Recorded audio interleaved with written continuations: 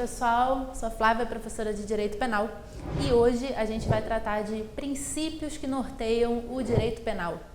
Na verdade, é importante a gente se localizar na matéria. O estudo do direito penal, costumeiramente pela doutrina e pelo Código Penal e, portanto, nas aulas, costuma seguir a seguinte ordem. Teoria da norma penal, então é a parte introdutória, tudo aquilo que se refere à questão da aplicação da norma penal. Depois, teoria do crime ou delito, não é? Então, tudo aquilo que se refere ao fato criminoso em todos os seus elementos. E, por fim, a teoria da pena. Isso, então, constitui o estudo da parte geral do Código Penal. A parte especial, como a gente sabe, vai ser tratar dos crimes em espécie. Então, os princípios norteadores do direito penal, a gente costuma falar em princípios penais e princípios constitucionais, mas, na verdade, são todos princípios penais, no sentido de princípios que norteiam, orientam a aplicação, o funcionamento do direito penal, da nossa disciplina. Na verdade, o que acontece o Estado, ele não apenas tem que proteger os seus cidadãos, proteger os indivíduos, nos proteger por meio do direito penal. Então, eu tenho os meus interesses, os meus bens jurídico-penais tutelados pelo Estado por meio do direito penal, criminalizando as condutas que ofendem os meus bens jurídicos penais, como o Estado também tem que me proteger do próprio direito penal.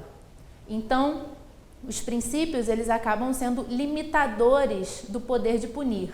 Fala-se muito que o Estado, ele tem o monopólio do direito de punir. É verdade. Na verdade, a justiça penal, ela somente pode ser feita, ou seja, a resposta penal, uma sanção penal somente pode ser aplicada por meio do direito penal, por meio de um devido processo legal na esfera penal. Então, somente por meio do direito penal e do processo penal é que haverá uma possível aplicação da sanção penal. Então, ok, é do Estado o monopólio do direito de punir. Mas é importante a gente ressaltar que esse direito de punir, por vezes, ele é um dever de punir. Então, a gente estuda lá na parte de processo penal que o Ministério Público, diante de evidências de autoria e materialidade de delito, ele é obrigado a oferecer denúncia e, portanto, isso não é um direito, né? Se isso não é facultado a ele, se isso é obrigado a ele, isso não é um direito, isso é um dever. Então, essa questão de, é do Estado o monopólio do direito de punir, vamos só tomar cuidado para a gente não ficar repetindo as frases sem refletir muito sobre elas. É do Estado o monopólio do direito de punir porque ninguém mais, nenhum cidadão, nenhum particular pode aplicar a sanção penal. Então, só quem pode e, portanto, só quem tem esse direito é o Estado, mas o Estado, na maior parte das vezes, diante, de novo, dos indícios de autoria e materialidade do delito, o que ele vai ter é o dever de punir, né? Então, a partir de um devido processo legal em que as provas demonstrem que o indivíduo praticou efetivamente o fato que foi a ele imputado, ele tem o dever, a obrigação de aplicar a sanção penal. Isso tudo para dizer que os princípios penais são princípios que vão limitar o atuar do Estado no direito penal, em todas as etapas de atuar do Estado no direito penal. Então, a gente vai ver que desde a etapa legislativa até a etapa de execução da pena, todas as etapas que envolvem o funcionamento do direito penal serão limitadas por esses princípios. Alguns desses princípios estão previstos no texto da nossa Constituição, mas alguns não estão e, de qualquer maneira, são princípios que são considerados norteadores, orientadores de um direito penal que se pretende democrático, como é o direito penal brasileiro. Vamos começar a falar dos princípios de direito penal. Não existe, assim, uma ordem certa para a gente estudar os princípios penais, tá? Na verdade, acaba que a ideia de entendendo a ideia de estudando o conceito de um princípio penal, a gente acaba entendendo o próximo e todos eles se complementam para que o ordenamento jurídico penal brasileiro faça sentido como um todo. Então, a gente não vai ter princípios que falem coisas díspares, é óbvio. Então, os princípios, as ideias referentes a cada um dos princípios penais, elas vão se complementar, elas vão se juntar. E por isso, não tem assim uma ordem certa, olha, você precisa começar sabendo que não tem isso não. Começa pelo princípio que, enfim, aparecer no seu livro ou na sua aula e vamos partir para o estudo de todos eles. O primeiro princípio que eu vou falar, então, sem obedecer a qualquer ordem de preferência, é o princípio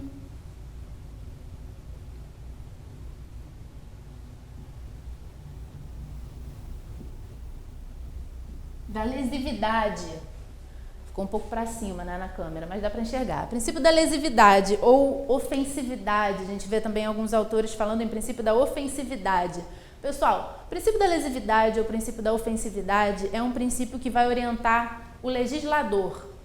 Lá no momento em que ele vai elencar quais são as condutas que vão ser consideradas criminosas, a partir do momento em que ele vai, então, selecionar quais são os comportamentos humanos que ele vai transformar em tipo penal, ele vai fazer isso sob um critério, e é o critério da lesividade ou ofensividade. Então, qual é o critério determinado pelo princípio da lesividade ou ofensividade?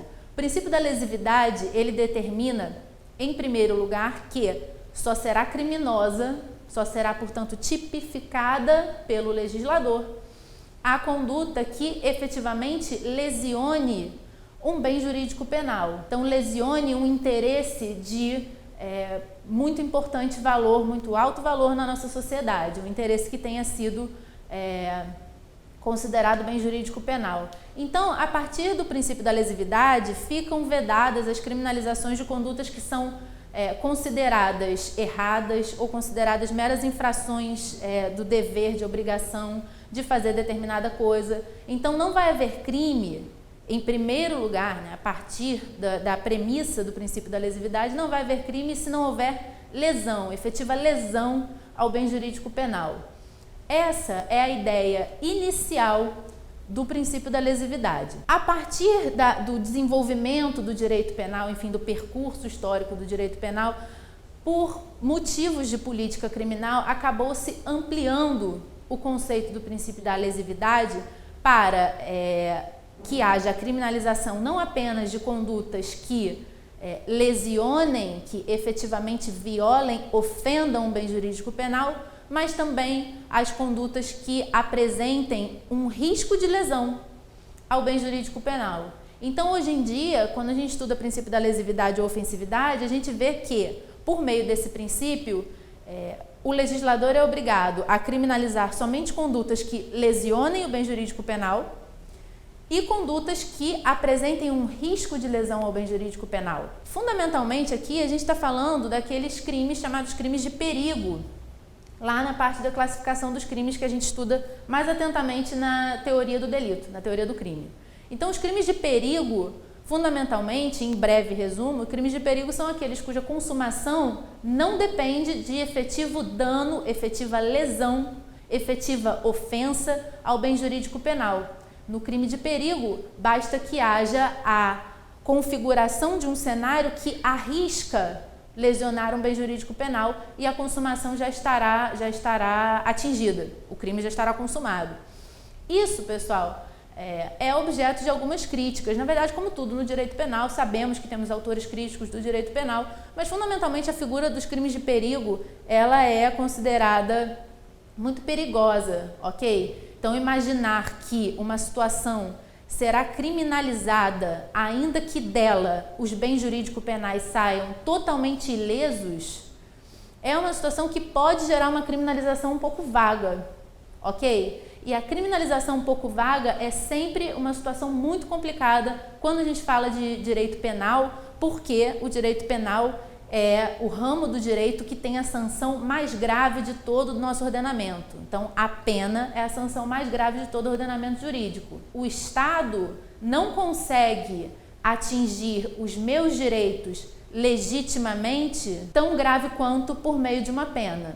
Então, a pena é a sanção mais grave em comparação com todas as sanções jurídicas de qualquer outro ramo jurídico que a gente imagine. Então, diante do fato que a infração penal, ou seja, a prática de um tipo penal, vai possivelmente impor uma pena que é a sanção mais grave de todo o ordenamento jurídico, a gente pensar numa figura criminosa que seja distante da finalidade inicial do princípio da lesividade, isso pode ser um perigo, ok? E, na verdade, essa lógica que envolve o fato de que temos que ter cuidado com o direito penal porque a pena é a sanção de maior gravidade do ordenamento jurídico, Essa é uma lógica que vai permear, a gente vai ver, praticamente todos os princípios penais. Ou seja, é preciso operar o direito penal com muito cuidado. Lógico, isso vale para todos os ramos jurídicos, mas no caso do direito penal, estamos falando do ramo jurídico que tem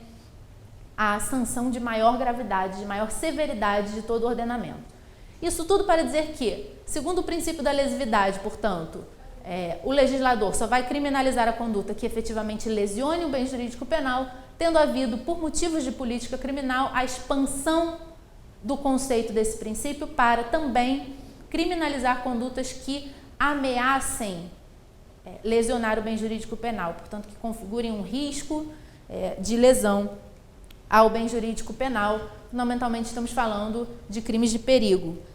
Essa situação em que há a criminalização de uma conduta na sua modalidade consumada, ainda que não tenha havido efetiva lesão do bem jurídico penal, é o que alguns autores chamam de antecipação da tutela penal. Então, antecipa-se a tutela penal para um momento anterior ao da efetiva lesão para proteger mais ainda o bem jurídico penal. Então, quando o legislador fala que é crime de incêndio, causar um incêndio expondo a perigo a vida, integridade física ou patrimônio de outrem, o que ele está fazendo? Ele está antecipando a tutela penal para um momento em que a vida, integridade física ou patrimônio de outrem estejam em risco. Ele está querendo proteger ainda mais esses bens jurídicos penais por meio da criminalização de uma conduta que meramente arrisca lesioná-los, sem efetivamente, necessariamente lesioná-los. Então, haverá crime consumado com a mera criação do risco para o bem jurídico penal, ainda que o bem jurídico penal saia desta conduta criminosa ileso, ok? E isto é alvo de muitas críticas por parte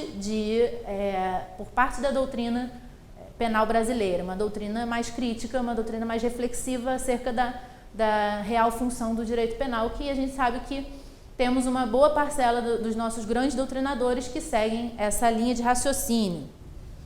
Proporcionalidade. Agora já fiquei mais certinha na câmera. Proporcionalidade. Pessoal, o princípio da proporcionalidade, ele vai orientar o direito penal em alguns momentos. Em primeiro lugar, ele vai orientar o direito penal lá no momento da tipificação da conduta.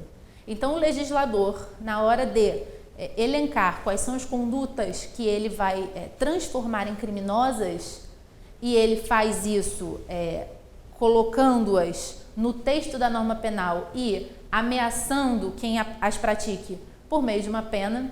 Então, o legislador, lá naquele momento, quando ele está elencando as condutas, os comportamentos humanos que ele vai dizer que são criminosos, para fazer isso, ele precisa cominar uma pena, ele precisa prever em abstrato uma pena, em espécie e quantidades. Espécies e quantidades. Essa pena cominada, essa pena abstratamente prevista para quem pratique essa conduta que ele disse que é crime, precisa guardar uma relação de proporcionalidade com a severidade da conduta que está sendo praticada, com a conduta que está descrita no tipo penal. Então, tipos penais que descrevem condutas mais graves, mais severas, a esses tipos penais devem ser cominadas penas mais graves, mais severas. E, no sentido oposto, tipos penais que descrevam condutas criminosas menos graves, menos severas, a estes tipos penais devem ser cominadas penas menos graves, menos severas. Quando o legislador ele faz isso, ele atende a esse princípio da proporcionalidade em cada um dos tipos penais, isto constrói um ordenamento jurídico proporcional. Então, a partir do momento em que o legislador observa o princípio da proporcionalidade no momento da cominação da pena para cada um dos tipos penais, quando a gente olha para o conjunto da obra, para o conjunto dos tipos penais, a gente vai entender qual conduta é mais grave e qual conduta é menos grave. Então, a gente vai ver condutas típicas mais severas cominando penas mais graves do que aquelas condutas típicas menos severas. Então faz sentido, a finalidade da proporcionalidade, em primeiro lugar, orientando a atividade do legislador, é criar um uniforme e proporcional ordenamento jurídico.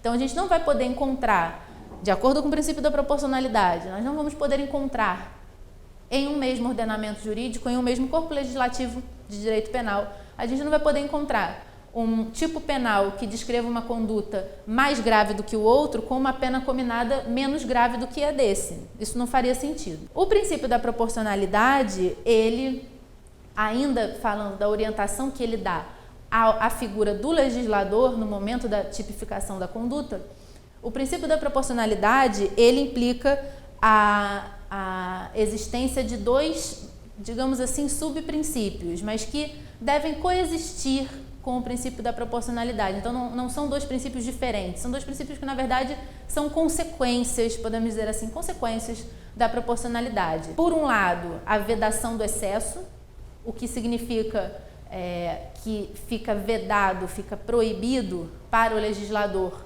se exceder na resposta penal que ele comina para aquele tipo penal. Então, um tipo penal que tem uma severidade média deve ter uma pena cominada de igual proporção. Então, a vedação do excesso, ou seja, não pode cominar penas muito mais graves, desproporcionalmente mais graves do que a severidade daquela conduta que está tipificada.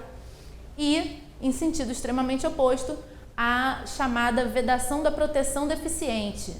Vedação da proteção deficiente de bens jurídicos é o extremo oposto da vedação do excesso, ou seja, o legislador não pode dizer que é crime tipificar uma conduta que lesiona o meu bem jurídico penal de forma muito grave e cominar a ela uma pena irrisória, porque isso estará protegendo o meu bem jurídico penal, meu cidadã, né, que estou sendo protegida por essa norma, estará protegendo o meu bem jurídico penal de forma deficiente.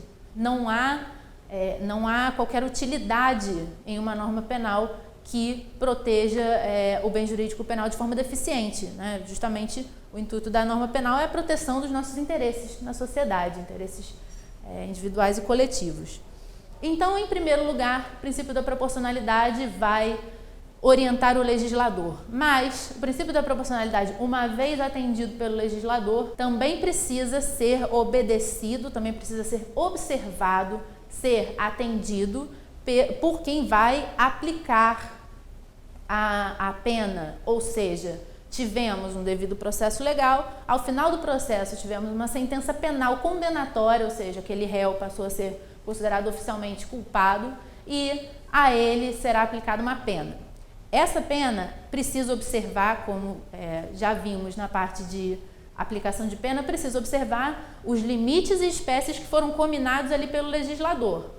Então, o legislador já foi proporcional, já cominou uma pena em espécie e quantidade proporcional à gravidade daquele crime. Aí o juiz, quando condena esse réu, vai pegar essas espécies e quantidades cominadas pelo legislador e vai precisar aplicá-las ao caso concreto. Ao fazer isso, ele precisa também ser proporcional, porque o que o legislador faz dá uma margem de maleabilidade para o juiz. E a gente sabe que o método trifásico de aplicação de pena também tem espaços de maleabilidade do juiz, é claro. A nossa aplicação de pena não é uma receita de bolo, senão a gente não precisaria de juiz penal. É claro que o juiz tem certo espaço de atuação daquilo que ele considera, que o seu convencimento considera para uma ou outra tese no método trifásico de aplicação de pena. Então, o juiz também ele, no momento da aplicação da pena, eventualmente havendo uma sentença penal condenatória, precisa ser proporcional. Então, uma pena cominada de 6 a 20 anos de reclusão, por exemplo, que é o caso do nosso homicídio simples, poxa, 6 a 20 anos de reclusão, ele tem uma grande margem de maleabilidade.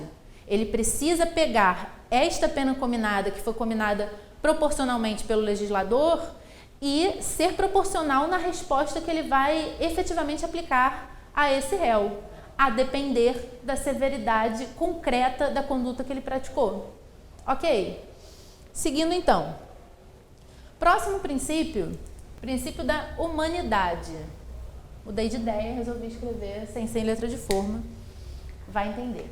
Princípio da humanidade, pessoal, tem alguns livros de direito penal que dividem e falam em princípio da humanidade e princípio da dignidade da pessoa humana. Ok, assim, não está errado, assim como não está errado tratar de ambas as ideias em um mesmo conceito. Ok? Até porque o princípio da dignidade da pessoa humana é um princípio exaustivamente tratado nas aulas de direito constitucional. A ideia de dignidade da pessoa humana é uma ideia muito rica. Se eu começar a falar aqui em dignidade da pessoa humana, primeiro que eu vou estar, de certa forma, roubando a fala do meu colega professor de direito constitucional. Em segundo lugar, que não é o meu âmbito de estudo. Em terceiro lugar, que a gente tem bagagem para falar sobre isso para sempre e parar de falar de princípios penais. Então, fundamentalmente, a ideia de dignidade da pessoa humana, amplamente falando, ou seja, não tratando especificamente da esfera penal, o que se diz e que fica mais fácil para a gente lembrar assim, do que consiste a dignidade da pessoa humana por vezes a gente não tem um conceito, assim, dignidade a gente não tem, mas é possível vislumbrar, é possível verificar e atestar quando a dignidade da pessoa humana está sendo ferida. Disse, que a dignidade da pessoa humana está sendo ferida quando a pessoa, o ser humano, está sendo tratado como coisa, como objeto, quando ele está sendo objetificado. Então, neste momento, embora a gente não tenha partido de um conceito inicial de dignidade da pessoa humana, a gente consegue ver claramente que não está sendo atendida a dignidade da pessoa humana. Então, partindo dessa ideia macro de dignidade da pessoa humana, nós temos o princípio da humanidade, que também certos livros chamam de humanização da pena, está igualmente correto. Humanidade ou humanização da pena vão orientar, em primeiro lugar, o legislador. O legislador, no momento em que ele vai criminalizar uma conduta e, ao fazer isso, cominar uma pena em abstrato, ou seja, ameaçar quem eventualmente pratica essa conduta com uma pena, ele precisa cominar penas que não sejam cruéis, não sejam degradantes, não sejam penas que firam a dignidade da pessoa humana. A gente tem a vedação de certas espécies de pena na Constituição, lá no artigo 5º, então não é possível haver pena capital, salvo a exceção da questão do crime de guerra, não é possível haver penas corporais, não é isso? Trabalho forçado, não é possível haver pena de banimento, pena de tortura. Então, essas vedações são um desenho da aplicação do princípio da humanidade ou humanização da pena. Ok? O princípio da humanidade ou da humanização da pena veda, então, que, por exemplo, o nosso legislador faça o seguinte: é crime, estupro, pena, estupro. Não podemos ver isso numa norma penal. Então, a pena cominada vai ser algo que, na medida do possível, sabendo que pena é sempre infligir dor, sofrimento, porque é a restrição mais severa de um direito, mas a pena vai ser algo que, na medida do possível, seja respeitador da dignidade da pessoa humana, ok?